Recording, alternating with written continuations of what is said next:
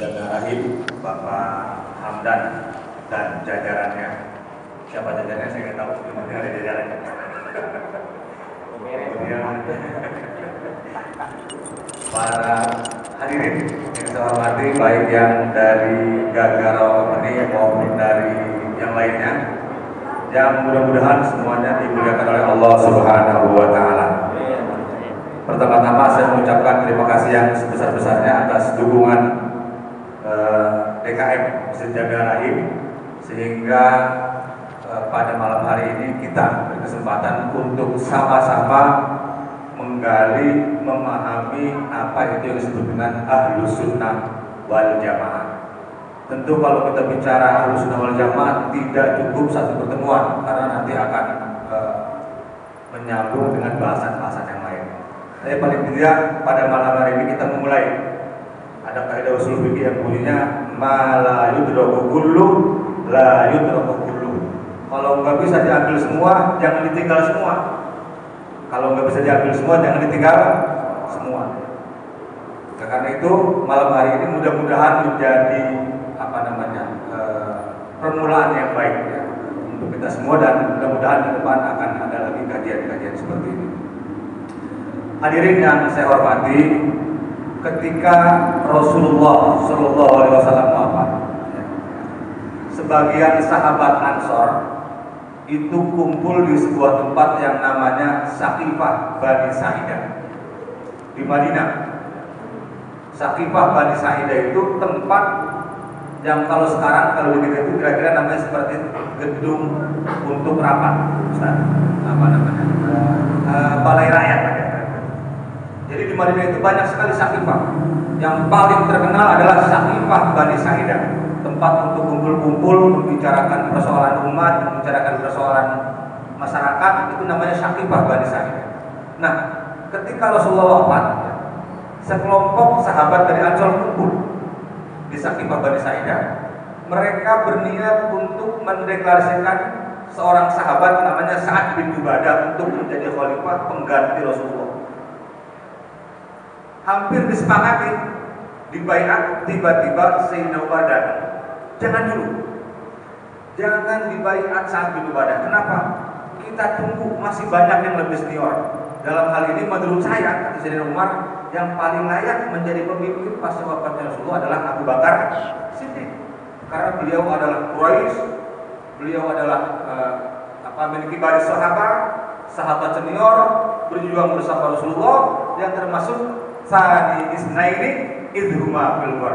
Orang yang ketika hijrah itu berdua di dalam gua bersama Rasulullah SAW. Sempat terjadi perdebatan.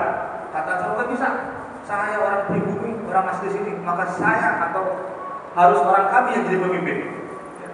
Sampai kemudian berdebat dan sampai sempat keluar pernyataan, minna amirun wa minkum amirun. Kalau gitu kita pilih aja pemimpin masing-masing. Kita pilih Abu Bakar, saya pilih Sa'ad bin Ubadah. Tapi setelah dilobis demikian rupa, kata Sayyidina Umar, minna amirun wa minkumul wuzara. Pemimpin dari kami, dari kalangan Ansor, wuzara. Wuzara itu menteri-menterinya, pejabat-pejabatnya, nggak apa-apa dari itu. Tapi pemimpinnya minna amirun, dari kami. Sehingga seluruh sahabat akhirnya sepakat kemudian membaiat Abu Bakar Siddiq sebagai khalifah pengganti Rasul, menggantikan sebagai pemimpin, bukan menggantikan sebagai Rasul, karena Nabi adalah khatamul anbiya wal mursalin, tidak bisa diganti. Tapi kepemimpinannya diganti oleh Sayyidina Abu Bakar.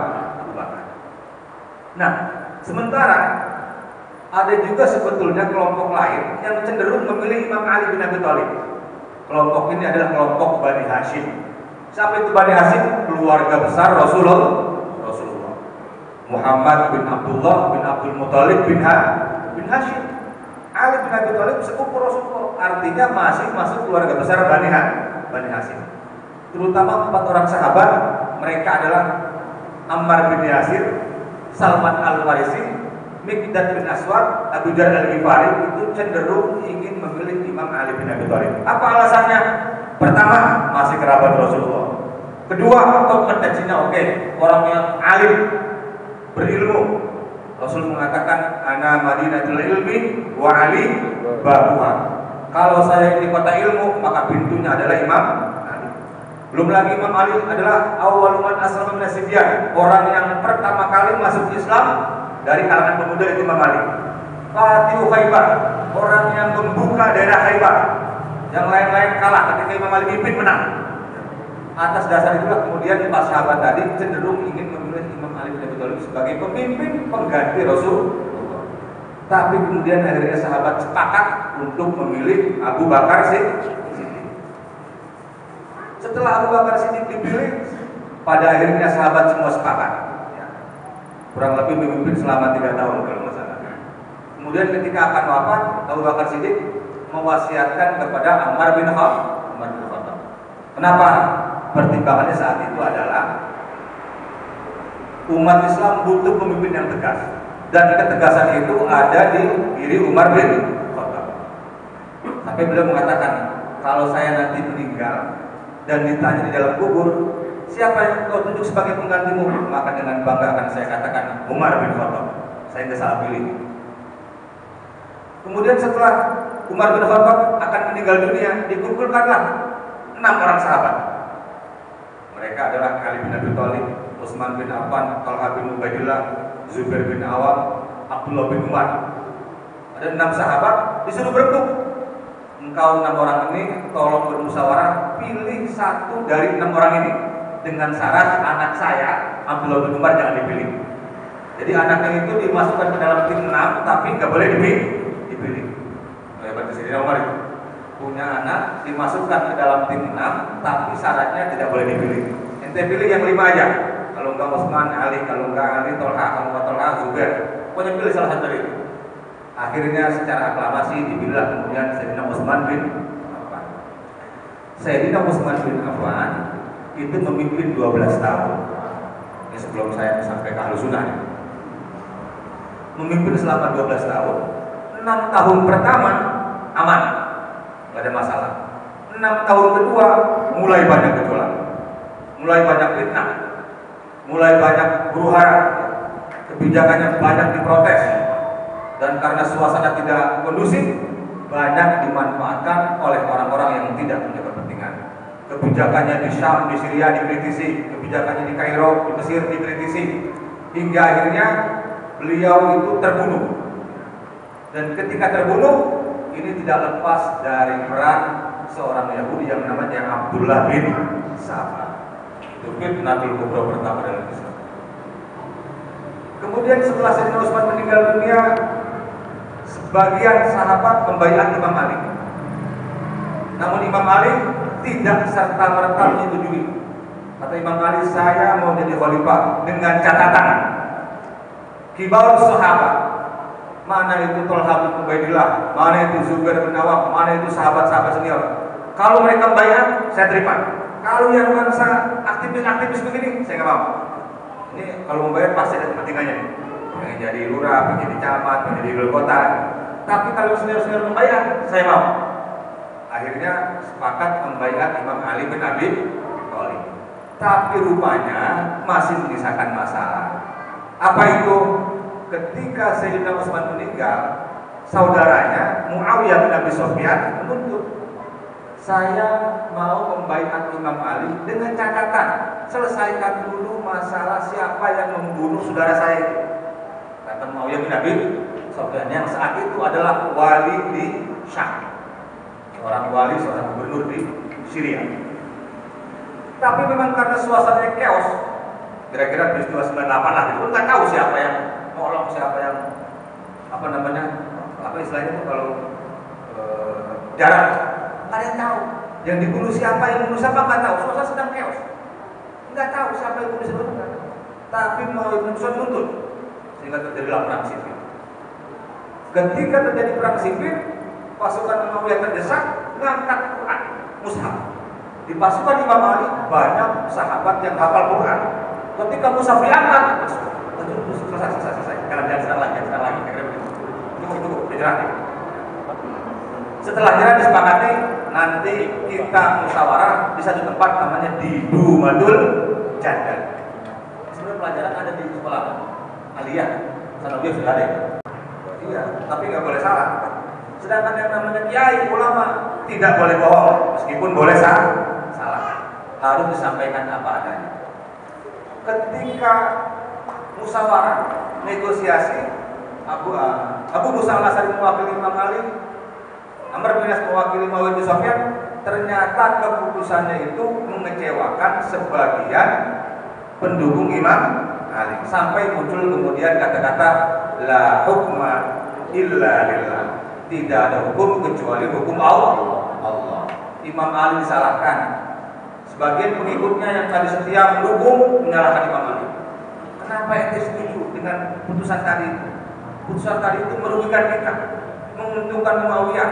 Anda sudah memutuskan satu perkara yang tidak berhak Anda putuskan, karena satu-satunya yang berlaku adalah hukum Allah Subhanahu wa taala. Kemudian mereka keluar dalam bahasa Arab katanya kharaja, yang kemudian menjadi cikal bakal kelompok Khawarij. Bukan hanya keluar, bahkan mereka ini mengkafirkan Imam Ali. Imam Ali itu kafir, darahnya halal, mati masuk neraka. Bayangin coba, Imam Ali sihrul Rasul, menantu Rasulullah, Fatih Khaybar, awal man aslama nasibyan, babul ilmi, dan sederet kehidupan yang lainnya, karramallahu wajah, ya. Saat itu dikafir-kafirkan oleh orang yang baru benar Islam. Bayangkan. Yang kemudian nanti sampai sekarang itu ada orang-orang wajib mengkafirkan, bukan hanya dikafirkan, darahnya dihalalkan, kemudian mati masuk neraka. Seperti itu.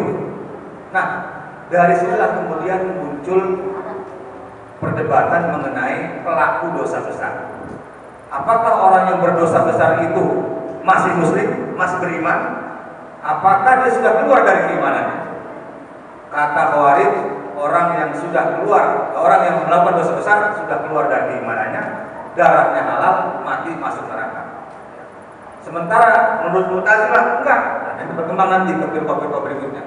Menurut Mu'tazilah, pelaku dosa besar itu kalau dia mati keburu taubat, maka dia masuk surga.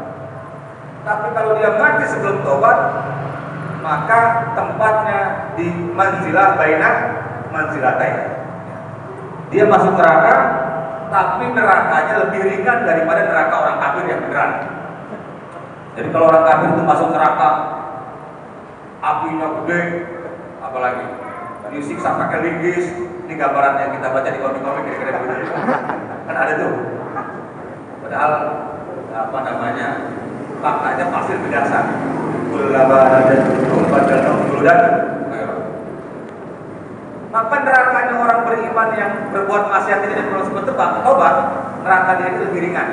Mungkin dia disiksanya nggak dipukulin, nggak dibakar, mungkin digelitikin, bisa aja.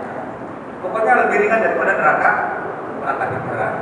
Sementara kelompok yang moderat, kelompok ini mengatakan bahwa surga dan neraka itu adalah urusan Allah Subhanahu wa taala. Dia tidak keluar dari keimanannya selagi dia tidak mengingkari itu merupakan perbuatan maksiat, dan dia masih bersaksi bahwa Tuhan hanya Allah dan Muhammad adalah utusan. Jadi kita tidak bisa memvonis orang ini kafir, orang ini masuk neraka, orang ini masuk surga, tidak bisa. Nah, kelompok yang tengah itulah kemudian menjadi uzur ahli sunnah wal jamaah, menjadi cikal bakal munculnya kelompok ahli sunnah wal. Kemudian ahli sunnah wal jamaah ada dalam hadis, ada apa enggak? Siapa yang berani ngomong ada? Tunjuk. Dalam hadis ada enggak ahli sunnah wal jamaah? Ada enggak? Please jawab, please, ada enggak?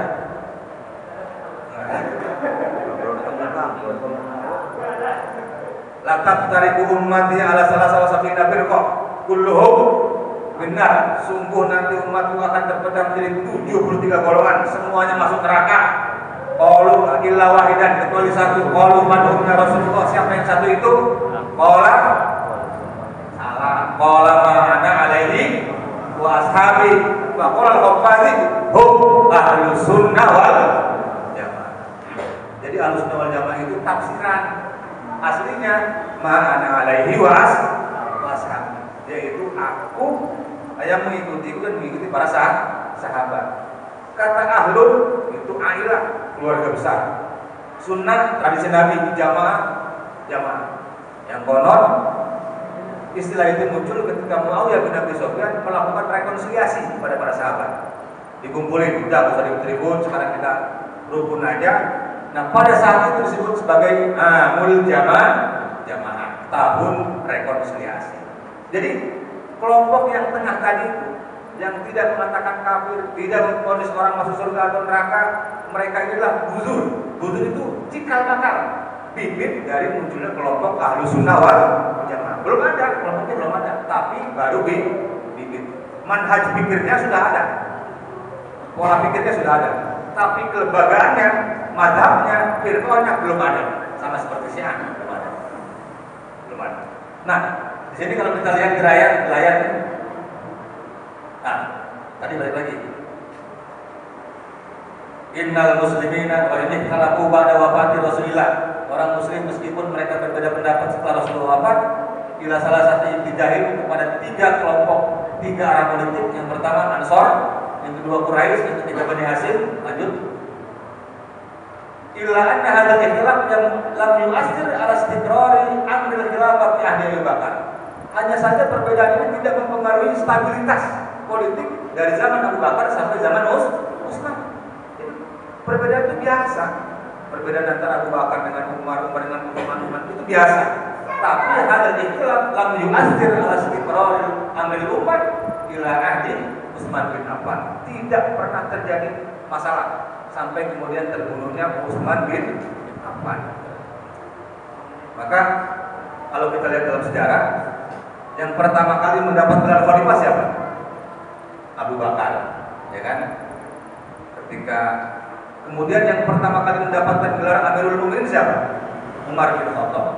Waktu itu Umar bin Khattab dipanggil, ya Khalifah Rasul, ya Khalifah Allah, wahai Khalifah Allah. Jangan dipanggil saya dengan gelar itu, karena gelar itu adalah gelarnya Nabi Daud.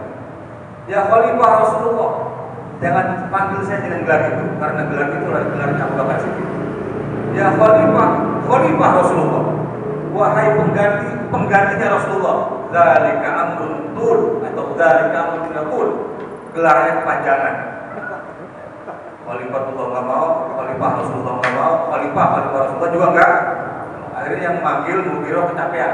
Ya Umar, wahai Umar dipanggil begitu, marah juga dia. Fala taqfa semakani ana amirukum wa antumul mu'minun. Ya jangan mentang-mentang juga kali saya kan begini juga khalifah. Wa ana amirukum wa antumul mu'minun. Maka dipanggillah Amirul Mu'minin. Terus darahnya begitu. Jadi dari mulai khalifah, imam, Amirul Mu'minin. Kalau dalam konteks kepemimpinan sudah ada sejak zaman Rasul. Tapi khilafah sebagai sebuah konsep tidak pernah ada. Makanya Hatai benar kedua, tidak ada konsep khilafah. Iya, yang ada itu khilafah sebagai khalifah itu ada gelarnya. Tapi khilafah untuk negara Islam seluruh dunia, menurut zaman Rasul ada? Tidak ada. Tidak ada zaman Rasul itu. Nabi kirim surat ke Muqawqis, mau masuk Islam enggak? Enggak. Kalau masuk Islam ya silakan. Urus negara sendiri enggak ada apa. Sekarang orang mau bikin khilafah itu konsepnya dari mana? Ismail Yusanto bikin dia. Memangnya orang nggak ada khilafah aja negara Arab pada ribut, apalagi ada khilafah. Itu negara Arab 22 negara. Sukunya sama, agamanya sama. Negaranya 22. Kita sukunya 50 lebih, bahasanya lebih dari 100. Ya kan? Negaranya kepulauan, tapi nggak ada yang perang. Arab itu sukunya sama-sama orang Arab. Bahasanya sama-sama bahasa Arab, agamanya sama-sama Islam, perang terus. Yang menembak orang Islam, yang ditembak orang Islam. Contohnya apa? Arab Saudi sama Yaman. ISIS dengan Syria. Kalau begini harus bangga dengan orang Islam di Indonesia. Orang Arab itu satu suku, satu agama, satu bahasa, perang terus. Kita bahasanya beda-beda. Bahasa Jawa, bahasa Sunda, bahasa Betawi, bahasa Lombok, bahasa Padang, bahasa Palembang, beda-beda. Sukunya beda-beda, agamanya beda-beda. Ya perang dikit-dikit wajar lah. Nah, dikit-dikit doang. Tapi nggak sampai kayak Saudi nyerang Yaman, ISIS nyerang Syria, korbannya bukan ratusan ribuan. Orang Arab itu kalau perang korbannya 50, nggak seberapa.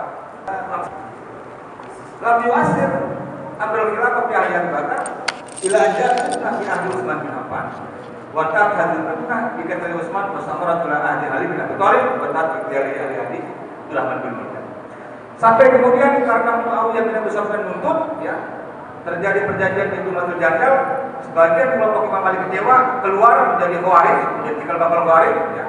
Kemudian ada satu lagi pendukung yang masih setia, yang sangat setia sampai memutuskan Imam Ali yang kemudian menjadi cikal bakal Syiah. Jadi setelah itu muncul 3 kelompok yang menjadi cikal bakal Khawarij, cikal bakal Syiah, cikal bakal Ahlussunnah wal Jamaah. Yang cikal bakal Syiah mendukung Ahlul Bait, mendukungnya sudah mengkultuskan. Kalau mendukung nggak apa-apa, tapi kalau sudah mengkultuskan itu yang salah. Kalau mengkultuskan salah. Ya. Kita mendukung si fulan nggak apa-apa, tapi mengkultuskan nggak boleh. Mau dukung Jokowi silakan, mau dukung Prabowo silakan, mau dukung Ahok silakan, mau dukung Anies silakan, boleh. Tapi tidak boleh mengkultus, karena kalau mengkultuskan itu udah bilang akal sehat. Pokoknya salahnya benar, apalagi benernya pasti benar. Kalau itu kalau memutuskan, ya, kalau memutuskan itu pasti benar semua. Boleh, tapi tidak boleh mengkultuskan. Kayak mengkultuskan kemudian menjadi cikal bakal Syiah.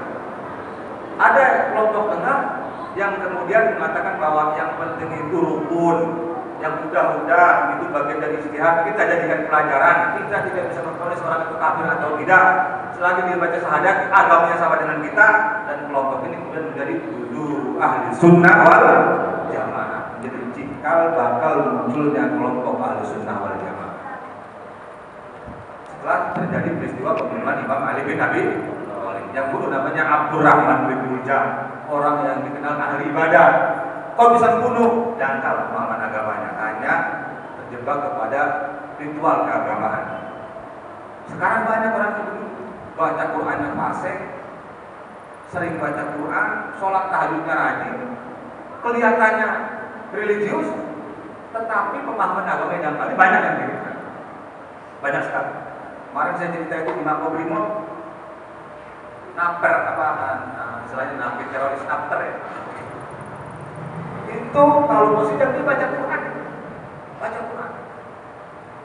Dan kalau orang kita, polisi itu cerita, kalau dia masuk ke sel teroris, dia assalamualaikum satu pun nggak ada yang jawab. Assalamualaikum nggak ada yang jawab, pada melotot semua. Mereka nggak takut mati kok mereka. Pada melotot semua. Karena menganggap bahwa polisi orang yang di luar dia itu tauhid, setan semuanya, mereka cuma dia. Jadi seperti itu. Nah, aku itu seperti itu. Ini membunuhnya ketika Imam Ali itu mau sholat subuh. Jadi ada 3 orang yang dibunuh itu, Imam Ali, Muawiyah bin Abi Sufyan, dan Amr bin As. Yang berhasil membunuh Imam Ali, yang 2 itu selamat. Kalau Imam Ali mau sholat subuh kena. Kemudian kalau Amr bin As itu waktu itu jadwal jadi imam kalau nggak salah, tapi dia sakit perut nggak jadi. Ya, kemudian digantikan. Yang diganti itulah yang meninggal. Makanya hati-hati kalau mati imam subuh itu, hati-hati. Tahu, padahal hati-hati itu ya, kalau jadi imam subuh. Kalau yang sholat kan nggak apa-apa, kalau subuh hati-hati. Sejarahnya juga ada. Muawiyah juga selamat. Seperti itu. Sampai Imam Ali itu konon jasadnya itu ditaruh di atas kuda supaya tidak diburu oleh kelompok Khawarij. Karena saking bencinya kelompok Khawarij. Kalau Imam Ali itu sampai matinya aja mau diambil jasadnya, bayangkan. Dan kelompok ini sudah disinyalir, sudah disyaratkan oleh Rasulullah SAW, akan muncul. Dan sampai sekarang wujudnya ISIS. Kalau sekarang kira-kira begitu. Mereka itu kalau bunuh orang bukan bunuh, disembelih kayak ayam. Orang Islam juga. Bayangin, kalau surat yang ISIS luar biasa. ISIS. Mereka ingin mendirikan negara Islamik, Irak, Syria, Islamic State, negara Islam, Irak dan Syria. Dan itu menjadi Yahudi juga hormat Islam. Seperti ini. Sudah disebutkan oleh Rasulullah, akhwafu ma akhafu ala ummati rajulun atahu Allahul Qur'ana hatta barat alaihi bahjatuhu wa yarahu thumma kharaja ila jari bisayf wa mau bisyirki. Ada nanti orang yang dia belajar Quran sampai kelihatannya sudah berwibawa, dia ubah maknanya. Setelah dia ubah maknanya, dipahami dengan pemahaman sendiri, dia keluar dari rumahnya, kemudian menuduh orang itu syirik sambil bawa pedang, bebas kata mereka. Kata sahabat, Ar-Rami wal Marmi wahkubi, siapa yang lebih berhak syirik, yang menuduh atau lebih dituduh? Bal Ar-Rami, yang menuduh yang lebih berhak dikatakan syirik. Mereka ini yaqra'una al-Quran la yatazawwad hanajiruhum, baca Quran tapi tidak lewat tenggorokannya, hanya dari sini ke sana doang. Baca Quran ini hanya dari tenggorokan ke mulut, hatinya nggak baca, tidak direnungi, tidak dihayati, tidak dipahami dengan baik, hanya dibaca saja, tidak lebih dari tenggorokan. Mereka keluar dari agama seperti keluarnya anak panah dari busurnya, cepat sekali. Merasanya paling soleh, merasanya paling Islam, merasanya paling benar, tapi sebetulnya sudah jauh meninggalkan ajaran-ajaran agama. Nah, ini problemnya. Kalau orang nggak sadar dia salah, itu bahaya. Kalau orang salah sadar sih mending, tapi kalau orang salah nggak sadar, ini merasanya benar terus. Ini ya. Kata Imam Ghazali, rajulun la yadri annahu la yadri. Orang yang tidak tahu kalau dia tidak tahu. Maksudnya apa? Orang yang tidak tahu kalau dia tidak tahu. Maksudnya apa? Orang yang nggak tahu diri. Orang yang tidak tahu kalau dia tidak tahu. Yang tahu diri itu rajulun yadri annahu la yadri. Orang yang sadar. Orang yang tahu bahwa dia tidak tahu, itu orang yang sadar. Tapi kalau rajulun la yadri annahu la yadri adalah orang yang tidak tahu. Ini yang bahaya. Kemudian wantaha ahli Imam Ali biduhuri salah satu mawaqif sia-sia. Fase Imam Ali diakhiri dengan munculnya 3 kelompok. Mauqiful adil, kelompok yang moderat. Alladzi la yuridul mazid minal fitnah, yang tidak ingin menambah fitnah. Qala Muhammad Abu Zahra, kata Imam Abu Zahra, wa idza kana asrul khalifah asalis qad tabu di Syiah wal Khawarij wa huma madhhaban muta'aridani kama huwa al-wadih faqad wujida bainahuma muqtadilun. Di antara Syiah dan Khawarij itu muncul analogi. Siapa namanya? Imam Abu Hanifah dicari. Oh, ente orangnya. Ente yang sering pakai kias ya dalam mengambil hukum ya. Tapi saya menggunakan kias itu kalau ada kesamaan ilah. Kalau tidak ada kesamaan ilah, saya menggunakan nas. Abu Hanifah. Contohnya, contoh. Dia mencontohkan, mohon maaf, lebih najis mana antara kencing air seni dengan sperma? Lebih najis mana? Lebih najis kan? Sperma najis nggak? Nggak najis. Tapi kalau orang kencing, kewajibannya apa? Cebok. Orang keluar sperma, kewajibannya apa? Dia kan nggak masuk akal. Yang najis cuma cebok, yang nggak najis malah mandi. Yang begini tidak saya kiaskan, kata Imam Abu Hanifah. Kenapa? Karena asal mengatakan demikian. Karena yang satu sudah ada hukumnya, satu sudah ada hukumnya. Contoh. Yang kedua, contohnya adalah lebih utama mana? Sholat dengan puasa. Lebih utama mana? Sholat. Kalau perempuan lagi head, yang dikodo yang mana? Yang dikodo harus sholat. Kalau pakai kias. Tapi karena nas mengatakan demikian, tidak saya analogikan, tidak saya kiaskan. Sholat tidak dikodo, puasa dikodo. Nas mengatakan demikian. Yang ketiga kata Imam Hanifah, lebih kuat mana laki-laki dan perempuan dari sisi fisik? Laki-laki. Tapi kenapa yang kuat dikasih 2, yang lemah dikasih 1? Walid dan dari misal hadir pun saya ini. Kalau asoba laki-laki dapat 2 warisan, perempuan dapat 1. Harusnya yang lemah dikasih 2, biar tambah kuat. Yang kuat dikasih 1. Tapi karena ini nas demikian, tidak menggunakan kias, langsung dipeluk Imam Abu Hanifah, ente orang alim. Dia harus tabayun dulu. Mendengar seperti itu, Muhammad bin Bakar datang nanya, benar nggak yang ngomong begini? Gak kayak sekarang, kalau ada apa-apa dia bilang beda, kafir, munafik. Tabayun dulu kalau apa-apa itu. Ada konsekuensinya apa? imam yang mengedepankan ra'yun, Imam Abu Hanifah. Imam Syafi'i lebih menggabungkan antara hadis dengan ra'yun. Makanya pendapatnya lebih moderat yang kita pakai itu Imam Syafi'i kebanyakan. Boleh nggak orang itu pakai mazhab Imam Abu Hanifah? Boleh, asal paham. Jangan main pakai aja nggak paham. Boleh nggak pakai mazhab Imam Hanbal? Boleh, asal ngerti. Boleh nggak pakai mazhab Imam Malik? Boleh, asal ngerti, asal tahu. Ini nggak tahu mazhab siapa Imam Malik. Boleh empat, asal jangan Imam Samudra, yang lain boleh. Boleh.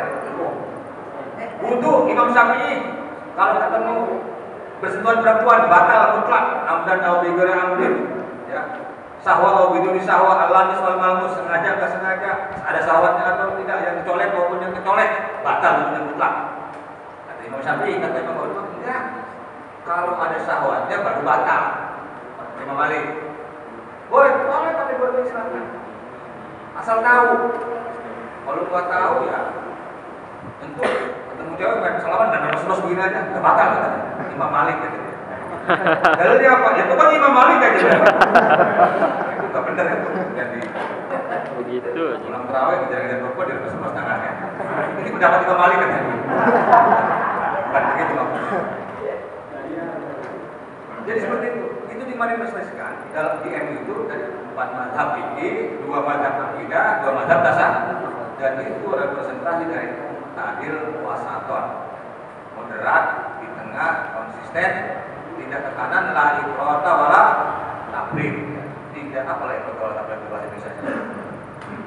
Ya tidak terlalu bebas, tidak terlalu ketat. Jadi sedang. Enggak mudah menyalahkan, juga tidak mudah membenarkan. Antara liberal dengan konservatif. Karena ada juga yang liberal, apa-apa boleh. Gereja, baca sholawat, ini juga benar juga itu. Oke. Kemudian oleh karena itu disebutkan kama huwal wali faqad wujida bainahuma muqtadilun alladziina samahu qadari ahli sunnah wal jamaah. Hadza huwa hidayatu ahli sunnah wal jamaah. Dan kemudian secara bingkai besar ahli sunnah wal jamaah itu adalah kelompok yang mengakui kekhilafahan Imam Abu Bakar Siddiq, kehalifan Umar bin Khattab, kehalifan Umar bin Affan, dan kehalifan Ali bin Abi Thalib. Semuanya diakui sebagai khulafaur rasyidin yang disebut oleh Rasulullah bahwa khalifah setelah itu hanya 30 tahun. Nah, 30 tahun itu kalau dihitung masa kepemimpinan Abu Bakar, Umar, Utsman dan Ali 30 tahun persis. Abu Bakar 3 tahun, Umar 2 tahun, 5 tahun. Kemudian Utsman 12 tahun berapa tuh? Terus Imam Ali pas 30 tahun persis. Setelah itu Bani Umayyah, kemudian Bani Abbasiyah, kemudian nanti terpecah-pecah ada Saljuqiyah dan seterusnya yang akan kita lihat. Nah, inilah mauqif atau sikap yang dipelihara. Ya. Kelompok Khawarij masih ada sampai sekarang dengan sikap kanannya yang terlalu keras. Kelompok Syiah masih ada sekarang di Iran. Kalau Khawarij itu tadi keras sudah mengatakan, maka Syiah ini adalah kelompok yang pertama mengkultuskan Ahlul Bait. Siapa itu Ahlul Bait? Keturunan Rasul. Mereka secara gamblangnya mengatakan bahwa imam pemimpin itu adalah berdasarkan nas dan wasiat. Berdasarkan nas dan wasiat. Jadi pemimpin itu nggak boleh dipilih. Pemimpin itu ditunjuk. Siapa yang ditunjuk? Allah Subhanahu Wa Taala. Lalu apa? Lalu nas Al-Quran dan hadis. Ada nggak nas Al-Qurannya? Ada. Menurut mereka. Saya di sini ini tesis saya. Tesis S2. Judulnya Qadiyatul Imamah Baina Syiah Nasir wal Sunnah. Ini di munaqasahkan tahun 2003 tesis saya. Saya sebutkan di sini dalil-dalil Al-Quran yang diklaim sebagai dalil bahwa Imam Ali itu lebih berhak menjadi khalifah daripada Abu Bakar Siddiq dan yang lainnya. Saya kasih contoh di sini, misalnya mereka mengatakan bahwa imam itu adalah ruknun min arkanid din. Mengatakan bahwa ta'yinul imam bin nas wal wasiyah. Menentukan imam harus berdasarkan nas dan wasiat. Salah satu contoh ayat yang diklaim sebagai penunjukan Imam Ali dari Allah Subhanahu Wa Taala itu ayat surat Al-Baqarah ayat 30.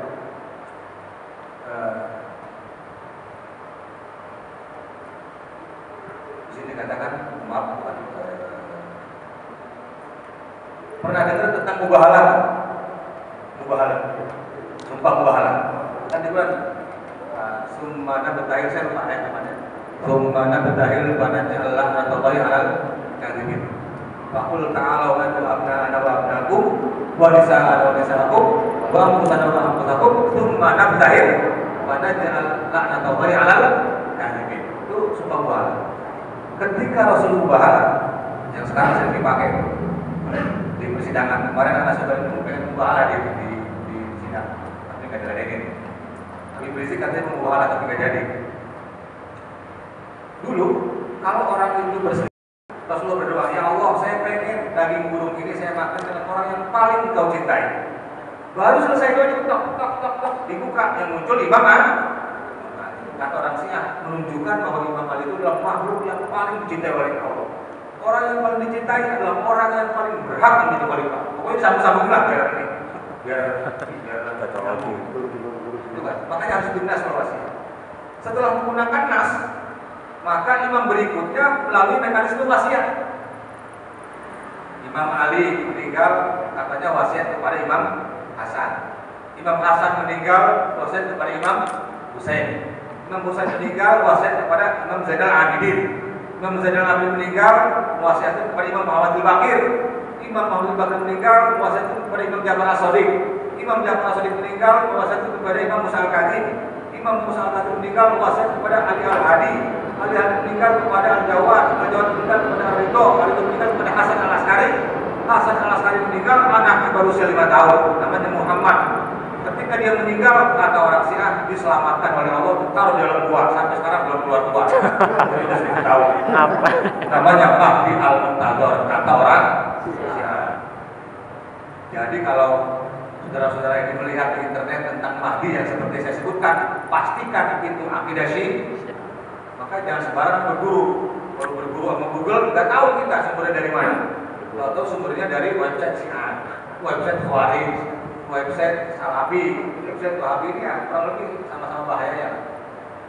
Makanya doa puasa udah diubah-ubah tuh sekarang.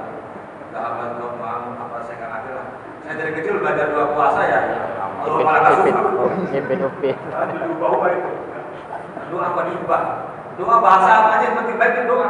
Standarnya baca puji-pujian, baca sholawat, terus doa apa dong? Mau minta supaya utangnya terbayar, yang mau minta supaya ini penting doa. Apa? Jadi itu apa diubah-ubah? Doa yang tadi itu tidak masuk. Itu Allah Maha Kasut kira-kira artinya baik ya? Baik enggak? Baik. Allah Maha Kasut ya Allah. Bika waktu puasa. Bika aman dan kepada engkau aku beriman. Wala rezeki kau dengan rezeki kau lah aku berbuka. Rahmatika ya arhamar rahimin, dengan kasih sayangmu. Doanya baik. Dikatakan ini doa kita hadisnya kan. Nanti semua doa itu kalau dicek jangan-jangan hadisnya doa itu semua. Doa apa? Doa apa? Seperti itu. Syiah. Jadi al-imam bin nas wal wasiyah. Sampai imam terakhir pada kira-kira 10 tahun yang lalu katanya diselamatkan oleh Allah supaya terhindar dari pembunuhan orang-orang yang memusuhi dia. Yang sampai sekarang belum pernah keluar, sudah waib selama 1 tahun lebih, namanya Muhammad bin Hasan Al-Askari. Jadi kalau kita ke Iran itu ada tradisi namanya tradisi nyiksa diri. Itu tradisi mengingat peristiwa Karbala, di mana cucu Rasulullah Sayyidina Husain itu dibunuh di Karbala. Kenapa dia menyiksa dirinya? Ceritanya begini. Ketika Yazid bin Muawiyah, anaknya Muawiyah berkuasa, itu Imam Husain diprovokasi sama orang Syiah. Udah, berontak aja, ambil kekuasaan. Nanti kita bilang tenang aja, kita bunuh. Kira-kira begitu. Diprovokasi sama Husain. Provokasi sampai sana. Pas sudah ketemu di Karbala, pokoknya itu ditinggal. Ditinggal, semua orang Irak itu ditinggal. Akhirnya kekuatan tidak berimbang, mati di situ. Ini saya nggak ceritakan betul lah karena belum saatnya. Bukunya masih banyak, segini lagi nanti. Direbus. Bikin kopi. Bikin kopi cepet. Ditinggal, kemudian merasa bersalah. Cara mengekspresikan salah itu tadi menyiksa diri. Peringatan Asyura. Di pada darah malahnya dipotong. Sama untuk memancing memancing Mahdi Al-Muntazir itu keluar, mereka itu sering teriak-teriak, sering segala macam supaya Mahdi keluar sebagai ratu atau sebagai ratu adil, sebagai satu peningin, dan dimeyakini bahwa Mahdi Al-Muntazir yang kemudian akan menguasai dunia. Mahdi mereka beda dengan Imam Mahdi yang kita pahami, beda. Kalau Mahdi yang dalam konteks Ahlus Sunnah adalah ismuhu ka ismi wa ismu abihi ka ismi abi. Namanya seperti namaku, nama bapaknya seperti nama bapakku. Siapa namanya? Muhammad bin Abdul. Itu Mahdi Al-Muntazir, versi Ahlus Sunnah wal Jamaah yang nanti akan turun, akan menjadi pemimpin yang sangat-sangat adil pada saatnya nanti. Bukan Mahdi versinya Syiah, Isna Asyariyah. Dan masih banyak lagi akidah-akidah Syiah. Intinya bahwa Ahlus Sunnah yang kemudian dipeluk oleh sebagian besar umat Islam di seluruh dunia, ketika masuk ke satu negara, dia kemudian menghormati tradisi-tradisi lokal. Masuk ke Indonesia, berelaborasi dengan tradisi yang ada di Indonesia, ya, tahlilan, selamatan, apalagi maulidan dan seterusnya. Itu tradisi lokal, itu tradisi, itu bukan ajaran Islam, bukan, tetapi mengandung nilai ajaran Islam, ya. Bahwa kemudian ada orang 3 harian, 7 harian, itu isinya ya dalam bahasa yang sederhana adalah lebih fokus kepada substansi daripada aspek kulitnya. Kulitnya mungkin tradisi Hindu Buddha, tapi substansinya, isinya adalah ajaran Islam. Coba ya, kalau ada yang meninggal, mau nggak ada ditahlilin? Mau nggak? Orang Muhammadiyah aja sekarang belum meninggal pengen ditahlilin, sepi rumahnya, sepi. Orang Muhammadiyah itu kalau meninggal pengen ditahlilin. Dulu katanya Pak Harto Muhammadiyah pas meninggal malah 3 hari, 7 hari, 40 hari, 100 hari, setahun, dan tahun sampai tahun. Jadi itu sekedar ungkapan kita bagaimana kita mendoakan orang yang sudah meninggal. Kalau bagi kita orang yang hidup dan orang yang mati sama-sama mendoakan. Baca doa al-ahya minhum wal amwat, yang masih hidup maupun yang sudah mati. Seperti itu. Tradisi lokal masuk ke situ. Bentuk masjid kalau di Jawa itu masih bentuk rumah ibadah Hindu Buddha, undakan-undakannya dan lain sebagainya. Tapi yang penting masjid, gitu loh. Daripada bentuknya masjid dalam gereja kan repot. Itu si Yusuf Hamka bikin masjid di kolong tol di Tanjung Priok. Itu masjidnya gaya Cina, gaya Kreten, tapi di dalam masjid itu bagus, pakai untuk istirahat, pakai untuk dan lain sebagainya. Masjid. Jadi itu masuk ke belahan Afrika, ke Jazirah Arab yang bersentuhan dengan Eropa dan lain sebagainya. Itu masuk dan berinteraksi dengan budaya lokal. Jadi jangan salah, tahlil itu bukan hanya ada di Indonesia. Di Maroko ada tahlil persis seperti kita. Yang memang tidak bertentangan dengan fitrah manusia. Beragama itu harus dinikmati, bukan takut. Agama itu bukan menakutkan. Masa agama itu isinya serakah terus? Orang jadi masuk Islam jadi mikir, kayaknya takut bener. Dikit-dikit ceritanya kalau dikit-dikit ceritanya api, dikit-dikit ceritanya penggorengan. Ini agama apa ini?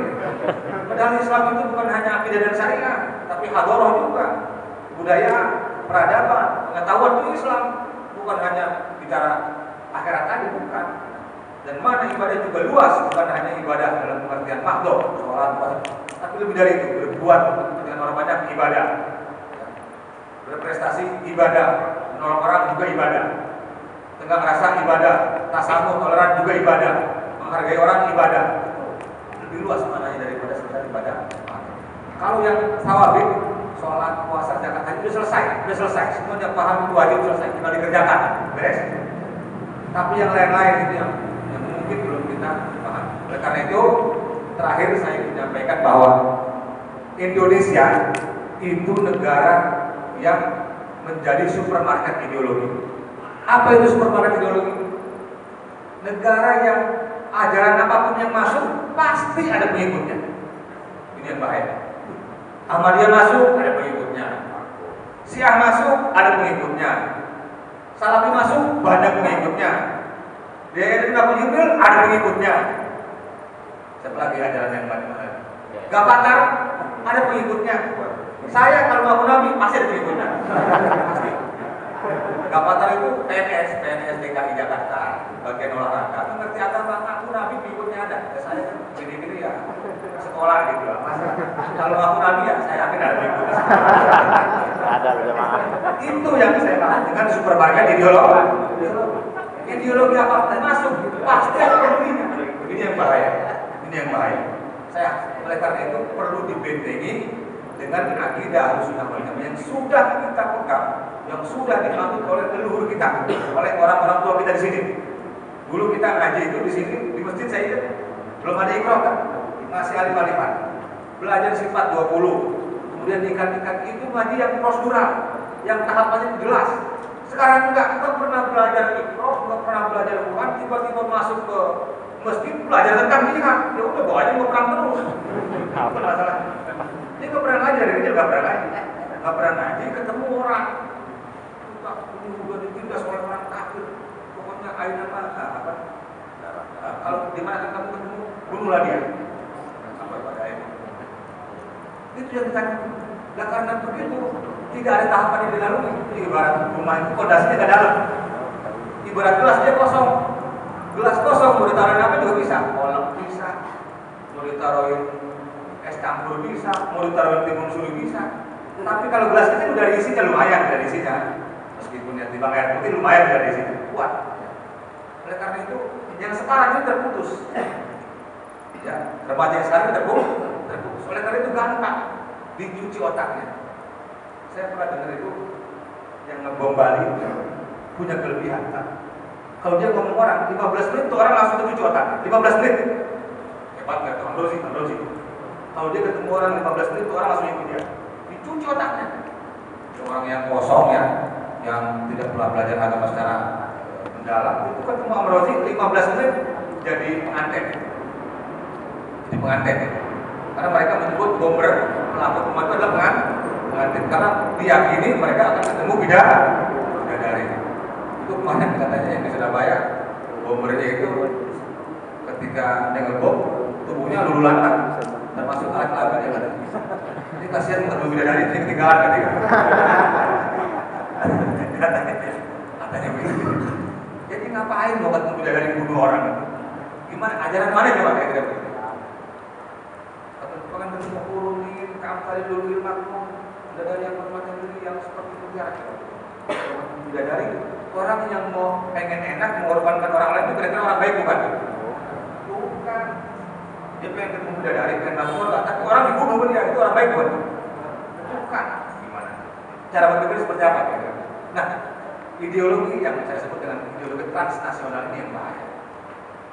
HTI masuk, Salafi masuk, itu sudah keluar dari pakem agama yang sudah kita pakai sejak dulu. Islam di Indonesia ini Islam yang sangat ramah, Islam yang tidak pernah yang masuk ke Indonesia itu dengan cara penetrasi pasifik kata Profesor Azumari Hajar, dengan cara yang sangat halus, yang tanpa ada setetes darah pun, tidak ada yang terluka, tidak ada yang kecewa, tidak ada yang merasa semuanya masuk melalui interaksi budaya. Ya. Mereka masuk Islam tidak sadar. Oh ternyata ajarnya sama dengan ajaran kita, sama-sama mengajarkan kebaikan. Itulah Islam yang rahmatan lil alamin. Dan Rasul, wa ma arsalnaka illa rahmatan lil alamin. Kalau rahmatan lil alamin yang harus kita tebarkan adalah kedamaian. Maka ideologi transnasional itu harus kita cegah, harus kita pagari, harus kita bentengi. Caranya dengan apa? Dengan ini, memahami Islam Ahlussunnah wal Jamaah. Jadi kalau besok-besok ditanya apa itu Ahlussunnah wal Jamaah, bilang Ahlussunnah wal Jamaah yang moderat, yang tawazun, yang tawasud, yang i'tidal. Apa artinya? Pokoknya benar, itu aja. Kesulitan dari arti tawazun. Pokoknya benar, itu aja. Iya. Tanya paling banyak lagi. Tujuannya itu. Makanya ini pas konteksnya adalah dalam konteks bingkai NKRI. Kalau nggak ada Islam yang seperti ini, itu udah pecah-pecah itu semuanya, udah kemana-mana. Tadi saya bilang Arab itu sukunya sama, bahasanya sama, agamanya sama, 22 negara. 22 negara udah pecah, masih ribut juga. Itu kan nih, udah pecah nih, masih ribut juga. Kita ini luar biasa. Dari Arab, ujung Arab ke ujung Arab lagi itu masih luasan kita. Kita dari ujung ke ujung itu 6 jam. Dari Maroko ke Saudi Arabia itu kurang lebih 5 sampai 6 jam. Hampir sama dengan kita. Tapi kita luar biasa dengan para ponis pada kita, dengan para kiai kita yang lebih memilih Islam substantif. Gak apa-apa ketuhanan yang Maha Esa, tapi substansinya ada tauhid, kan gitu. Dan itulah yang kemudian kita Rasulullah pada Imam Ali ketika perjanjian